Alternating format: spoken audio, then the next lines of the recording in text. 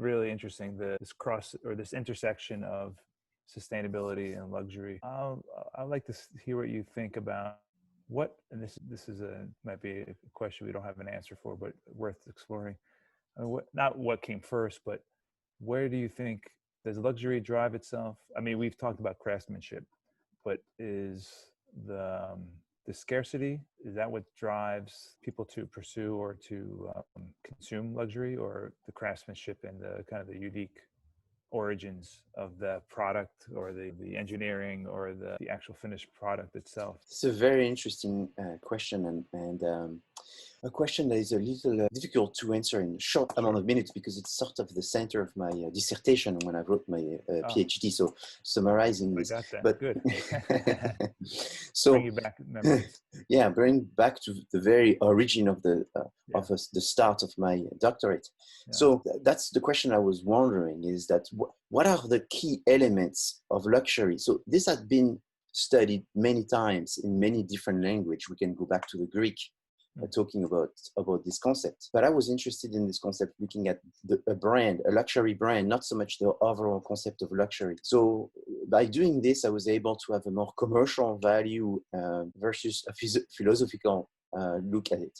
And so my view is that there's multiple reasons for wanting luxury. Some of the reasons are very connected to scarcity that we just mentioned. So maybe for the sake of this video, I'm only going to talk about scarcity, because to me, that's the most important, because it's the genesis. So I think you have to find the genesis. So it's like the chicken and the egg. You got to start somewhere. Right. So I'm going to say this is the genesis, because in a way, it's sort of a healthier genesis, because there is a leader that takes a decision. And I think the leader, if I give the position of a leader, is who starts. Someone starts.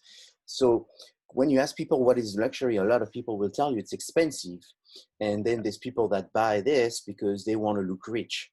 So to me, that could be the egg, but I don't like it as much as someone that takes a leadership position. And someone that takes a leadership position comes from the scarcity.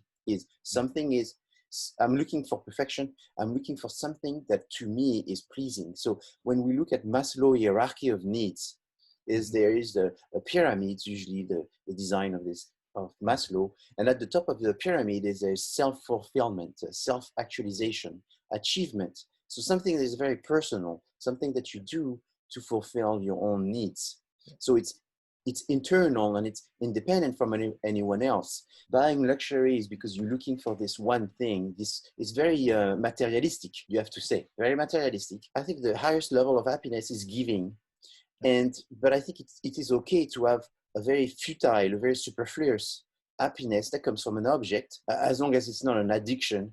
And so I think luxury can give you that pleasure. And you could be someone that really appreciate beauty, and you're looking for this very rare color, this very rare object, and you know it's rare, and you know only you have it. And that makes you feel sort of warm inside, knowing that you have something that is so special nobody else has it. So it is a human trait. It's a human trait that everyone has, but there's some people that are really in this search of perfection.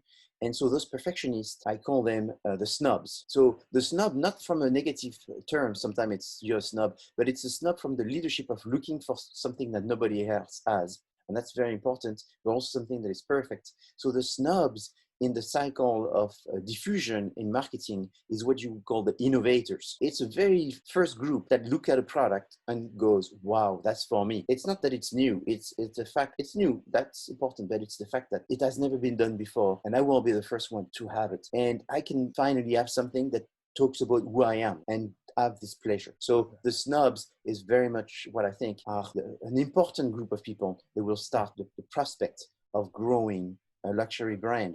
And after that, you have multiple group of people. And I think the people that will come down the road is the people that want to emulate the snobs. And they just call the bandwagon by just trying to copy them. So this raises another question that I was thinking about art as a luxury or not, or, as you mentioned, creative expression, the autonomy from that, and looking for perfection, the human trait to find that.